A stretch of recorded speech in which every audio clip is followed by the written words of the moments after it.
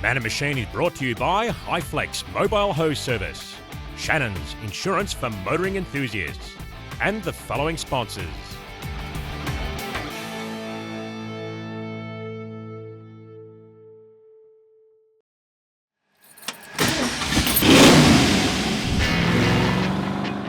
Yeah, baby!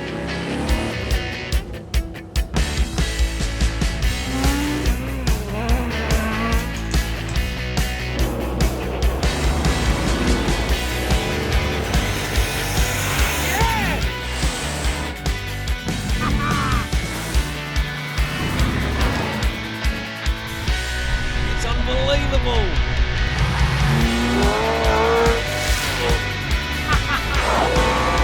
Bring it on. Welcome to Man and Machine. Well, there's car collections and then there's big car collections. Well, this one is a really big one. Join me as we see what one man has amassed in over 50 years. It's going to be amazing.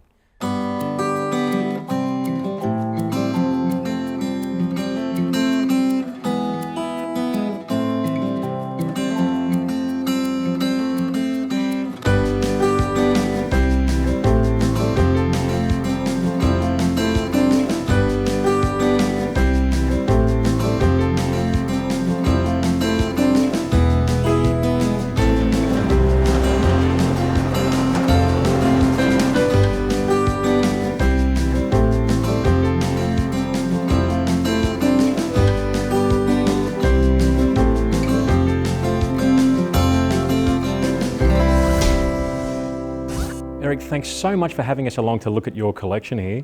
Tell us where you started amassing all of these vehicles. Where did it begin? Began in Port Lincoln, South Australia, about 50 odd years ago.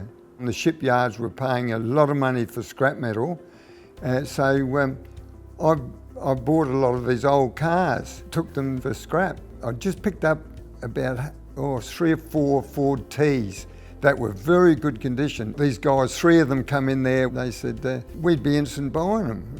I said, oh, no, I'm getting good money for scrap. And they said, we'll double your money. And then I said, what are you going to do? They said, well, we're restorers in Sydney. And at that stage, no one restored cars. I never heard of it. Then I thought, well, I'm going to start collecting, not send them for scrap. And tell us about your days in the pubs. Dad passed on and sold the farm, so had enough money then to buy my first pub. So finished up with 7 or 8 pubs in my lifetime. You get in a conversation about old cars, and then one of your customers say, well, I know where there's an old car, and I said, yeah, where? So the first thing I do is go out to the farm and make a deal to buy the car. So then it became a sort of an obsession thing, and I've sort of filled in the gaps of different models. You did an apprenticeship at a Holden dealer, is that correct? Yes, a Holden dealer, 5-year apprenticeship.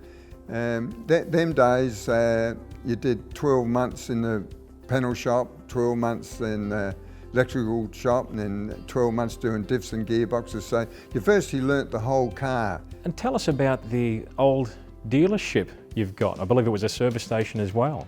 When I bought it, it was had been used as a second-hand car dealership. Prior to that, it was a Dodge Plymouth Ferguson dealership. Prior to that, it was the first service station in the district.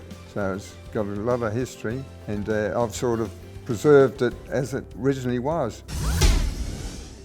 Aidan, fantastic to talk to you. I believe you assist Eric with his collection. It must have been mind-blowing when you saw it for the first time. Oh yeah, it was very, very overwhelming and daunting to walk in and just jaw hit the floor and like, oh, you've got this, you've got that. I mean, to think that someone like Eric has been collecting cars and vehicles in general for over 50 years, it's an amazing feat, isn't it? Yeah, first time I met him, it's like talking to him about this car and he's like, oh yeah, that's the first car my father bought me. I'm like, you still got your first car? And it's like, yeah, I got that when I was 16. So he's had that for a lot of years, and it's the only Ford in the collection, funny enough, but yeah, it holds a lot of sentimental value, and it still looks as good as it did the day it came off the showroom. I mean, Eric said that he's lost count of the vehicles he's got here. Have you counted the vehicles? Probably 250, 300 vehicles, but yeah, 105, 110 Chevs and then the Monaros. Then his motorbike collection, probably about 100 as well, 120 aerial motorcycles.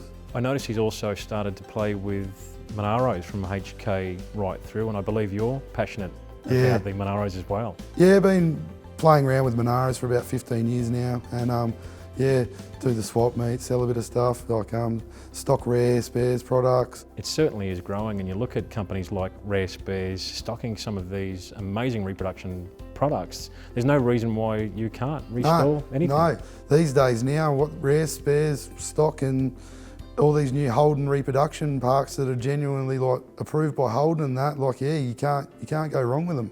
There's another interesting car I've noticed in the collection here that Eric owns is the Rat Rod in pure 60s Rodder spec. Yeah, that's what I call my little baby, and I refer to as my car because yeah, it's just words can't explain it. It's not understated, but it's not overstated to think that everything out of it is second-hand or repurposed. Like the way it's been put together, it's got a Ford wire block in it. It's a really, really fun car. And the ignition coil is even hidden inside an aerosol can. Yeah, an old fly spray cans has been, and then it's got all the old decoupage like pin-up girls from back in the 60s along the side walls of the car. It's just, yeah, it's like the absolute epitome of cool, that car.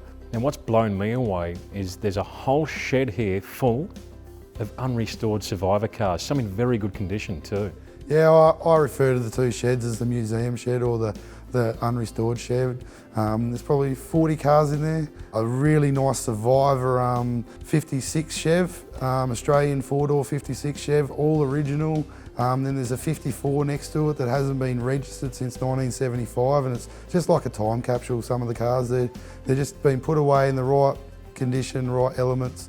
The 59 Bel Air, that's just a beauty, like very rare car in the black with the red oxblood leather interior. A lot of his stuff's mostly like the Holden, sold from Holden's or it's come from Canada and been bodied. I noticed there was some right-hand drive Chevy stuff in there. Yeah, no, he's got a lot of Australian delivered stuff. Now another thing that I was absolutely gobsmacked by was the huge shed full of spare parts. Eric used to own a wrecking yard out in like country South Australia, and he had over 3,500 cars out there, and so he picked a lot of the good stuff and brought it back home and put in the shed. 30, 40 motors just sitting there, from your early stuff to complete 1928 Chev motors up to a big block.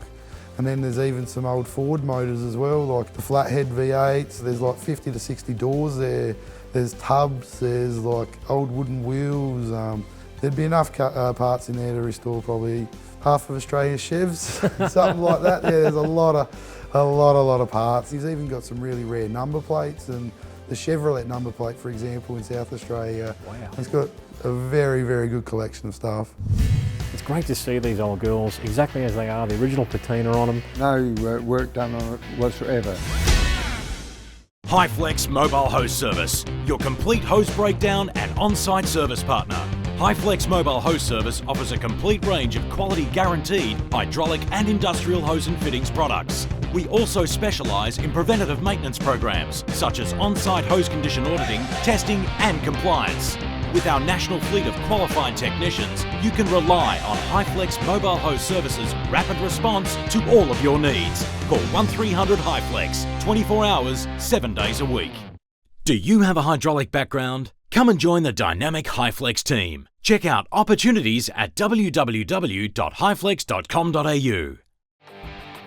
Shannons Club, a hub for motoring enthusiasts. So join, create your own garage, share pics, videos and stories of your current and past machines, connect with other enthusiasts. Be sure to watch Shannons Club TV with a host of dedicated motoring channels, including past episodes of Man and Machine. So jump on board with Shannons Club. I'll see you on there.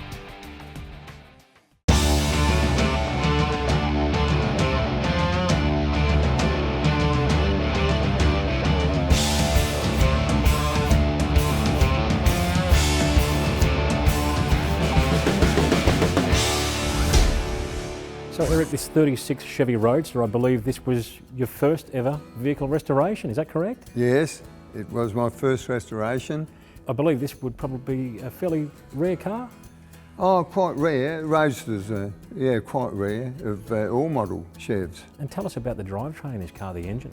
Oh, it's a 6-cylinder, stovepipe they call them. Very similar from 1929, which was the first 6-cylinder, up till 48. And where did you originally pick this car up from? Found this one in Adelaide, actually from a dealer in Adelaide. He found it out in the bush where chooks had been nesting in it. And So you really were up against it when it came to the restoration. was, yeah.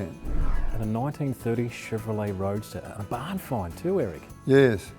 Yeah, we're very lucky to find that. That's never been painted. That's as it come out from the factory. Yeah, this is second year 6-cylinder. It's not a big mileage vehicle. It's so rare to find a car that hasn't been taken apart or half restored or pulled apart. Well, you don't find them nowadays. No, a complete ready to rock and roll Yeah. deal.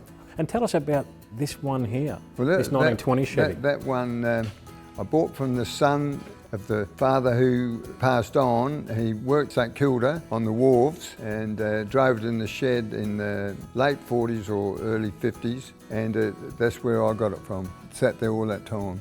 Unbelievable, and I suppose that would have really been a competitor to the T-model Ford. Yeah, it's true. Yeah. Here's an interesting machine. Tell us about this one.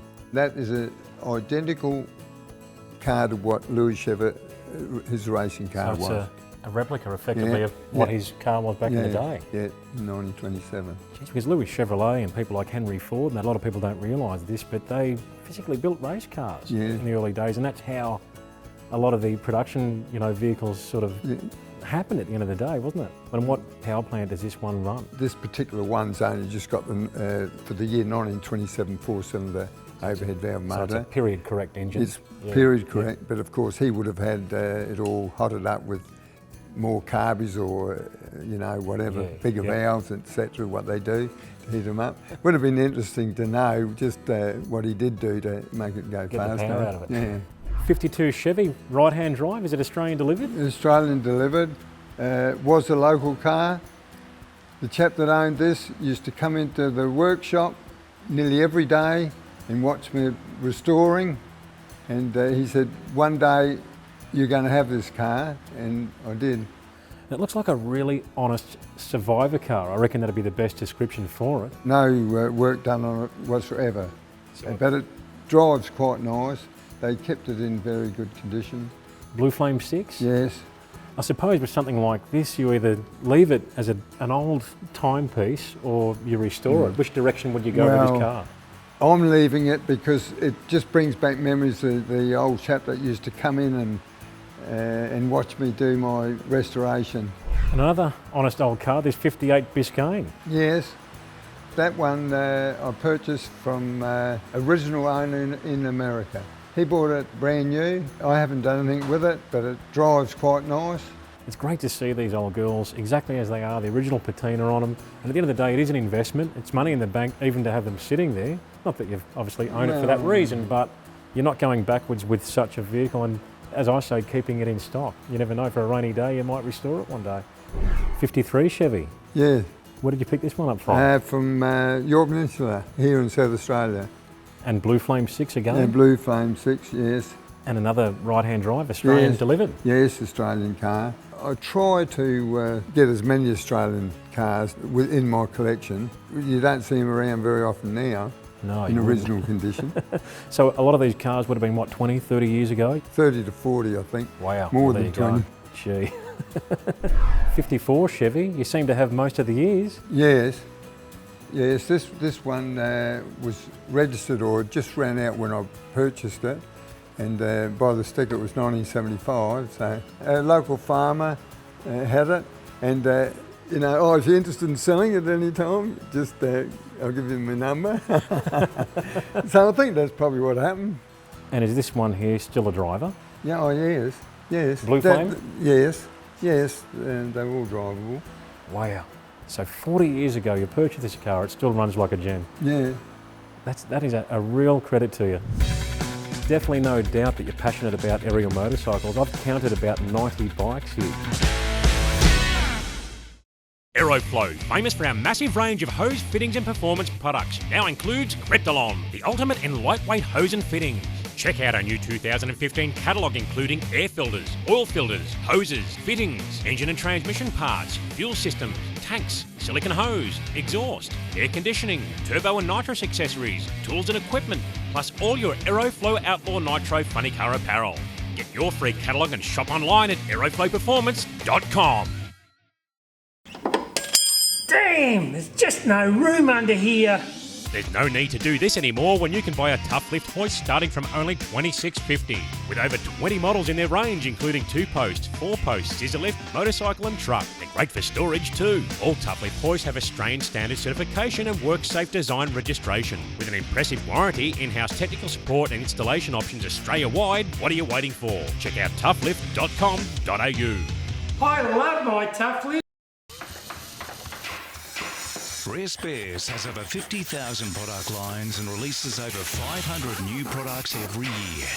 Your local Rare Spares distributor has what you need when you need it.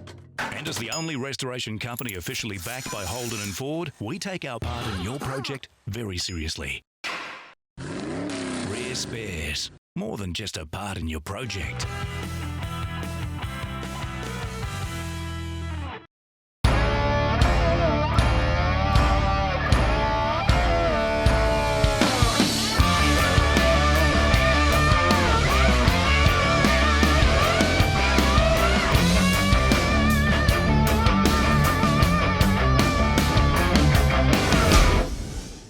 Now here's a car that's really surprised me, this 1917 very early V8 powered Chevrolet. Yes.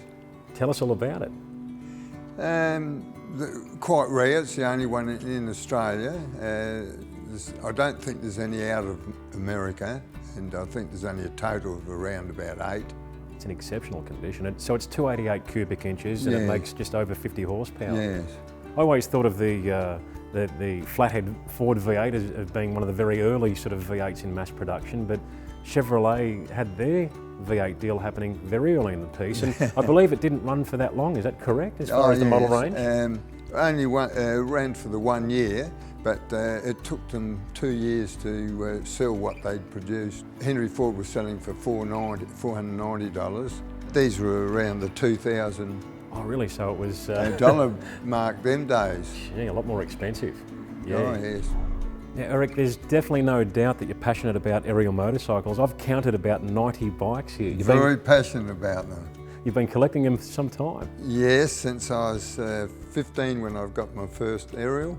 I finished up getting a square 4 and that was overheating on the back cylinder, and each weekend I was playing with it, pulling it down and getting it ready for Monday for work. So you got to know them back to front? I got to know them back to front. So this is where it all happens. We've got a lot of work in progress here, and it's looking a little bit like an assembly line. Yes, well it is actually. This is how I build them up. I pulled, most of these bikes were pulled to pieces years ago. Had the frames sandblasted and powder coated. Got all the tanks done. Probably the tanks took me 20 years to all get repaired and chromed. Wow. And then I sort of put them together that way. Recondition all the motors and then put all the motors back in the frames. Do the wheels and slowly build them like that. Now Eric, I know that the Chevrolet passion is very important to you, but this Ford here is a unique car in your collection, isn't it? A very important car too. Yes, it's important because it was the first car that my father bought me. Yeah, so this brings back a lot of memories. Quite an interesting engine, the little flathead, aren't they? Yes. They just chug along all day long. And what year is this one? 1937. Wow. So I believe you let the car go some time ago and you found it again? I sold it and then I found it again, yeah. Wow. And is it in very similar order to what it was? No, had been tipped on the side and it was very sad. Gee. So you've restored the car back to life? Yeah. Now here's a real classic, 57 Chevy, an Australian delivered version too, right-hand drive. Yes, yes, I couldn't sleep for a couple of nights when I got this one. I felt that lucky. 38,000 miles when I purchased it. It's about 44 now. It got me, I'll be honest with you. I'm gobsmacked at the condition of the car. It's spectacular. Yes, original upholstery, original paint. Being the Australian variant, it also sports the Blue Flame 6. Yes. Well, to be honest with you, mate, I wouldn't care what engine this car had. I'd have it in a heartbeat. Someone else may have had a V8 in it by now. Yeah. I'm glad you've left it as it is, because really it is all about the Australian Chevrolet history, and that's what you're trying to achieve. That's true, yes. And this car is the epitome of that, from what I Yes. can see. What a find. Yes. So what do we have here? A 42 model with a fair bit of interesting history too, I believe. Yes. It was brought out to Australia because these weren't made in Australia for General MacArthur. I think there was 8 brought out and they dropped off at Darwin. He was on his way to Singapore in 1942. Seems strange he needed 8, but anyway, I think it was 8 brought out for Just in him case. to use while he was here. Gee, that's unbelievable. 6-cylinder engine as well? Yes, 6-cylinder. Have you restored the car? Yes, it was pretty sad when I got the car. Right, okay. But being so rare, had to restore it. So Oh, definitely. spent a lot of time restoring it. Another iconic 50s Chevrolet, this beautiful 55 here. What an absolute plum. Tell us about it. Well, I feel very lucky to have it, very privileged to have this car. It's quite an original one. It's just had a touch-up on the original paint, original upholstery. And once again, it's an Australian delivered right-hand drive Blue Flame 6-cylinder variant as well. Where did the car come from? Victoria, Yeah. yes. It's still got the original dealers on the rear window. Jeez, you must have been absolutely blown away when you saw it. The thing is just so mint, so It was original. better than what that he even described it to me before I saw it. Unbelievable. What an absolute plum of a machine, and I'm very envious. I love it. So Aidan, I believe this is one of the first Monaros that Eric purchased? Yeah, no, he's had this one for a long time. It was taken a fair while to restore. Mucked about with it for probably a good 3 years at least, getting it all back to this, just slowly and surely. But yeah, very honest car. Original 308, 808, 37 car, black interior, sunroof, all matching numbers engine, original power glide, so yeah, 10 bolt. So it's one of those good, honest bases that you just Yeah, dream no. about finding. And what was the body like on the car when you found Yeah, it? no, really good. It was just a long process just to start, because it was back when Eric wasn't really into the Monaros, it was more the Chevs. So it was just something on the side, and that's what stemmed the passion for the rest of the Monaros. I'm actually driving one of Eric's 1960 Bel Airs.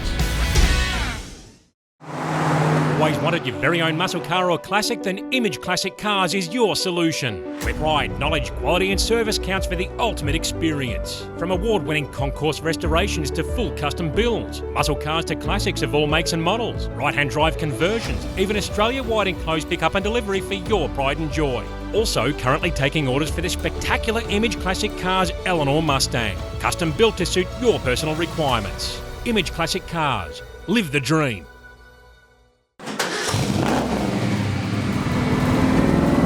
A tough car needs a tough oil, and that's when you need Gulf Western Oil. It's Australian-owned, developed and manufactured in their state-of-the-art production facility. So no matter what you drive, you can be assured you're in the right hands for all your lubrication needs. Gulf Western Oil, the tough Australian.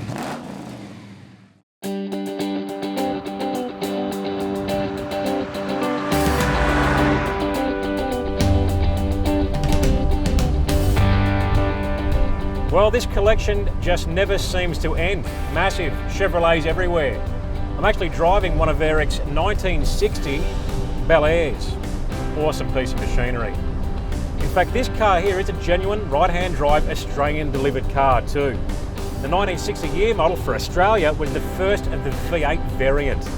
Of course, all the earlier models in the USA had the V8 option, but in Australia we had 6 cylinders for many years, and they did a great job. Nothing quite like a V8 though, is there, if you had a choice? This car here actually has the 283 small block Chevy with a 2-speed glide behind it. Fantastic transmission. They also came out with an inline 6 Blue Flame engine, great thing, and they also had a 348 cubic inch high performance variant. Those things made 335 horsepower, bigger camshaft, increased compression, dual 4-barrel carbs, they would have been a mean piece of machinery. But you know what? I love these little small block Chevys. They're a great thing. Right through to the 350 cubic inch version. A great motor.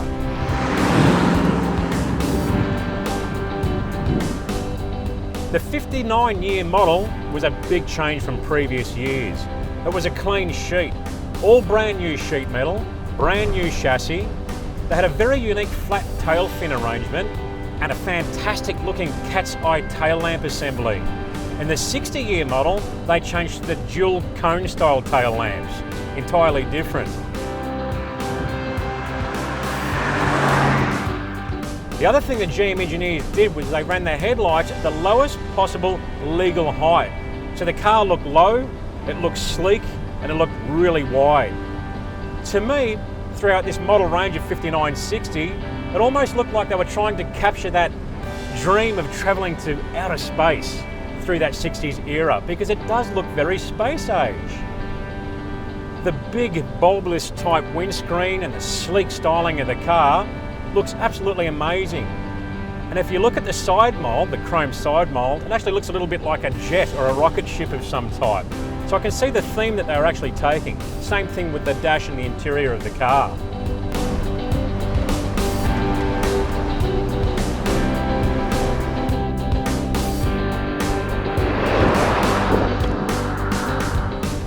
This car drives absolutely sensational. It's so smooth, it's like driving on a lounge chair. It's what I like about these big Yankee cars, this Yankee Iron.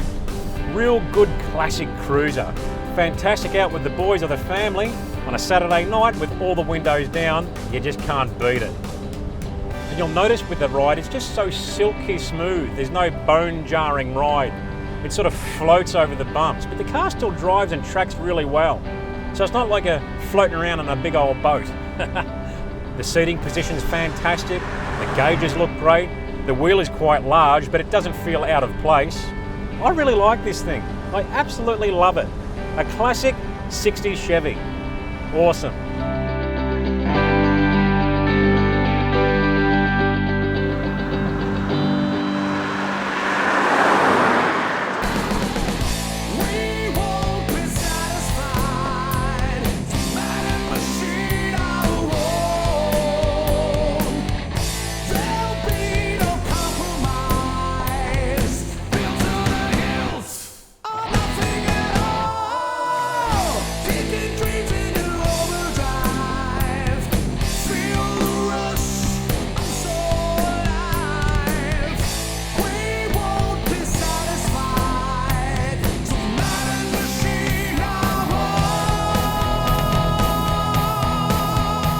Man and Machine is brought to you by Highflex Mobile Hose Service, Shannons Insurance for motoring enthusiasts, and the following sponsors.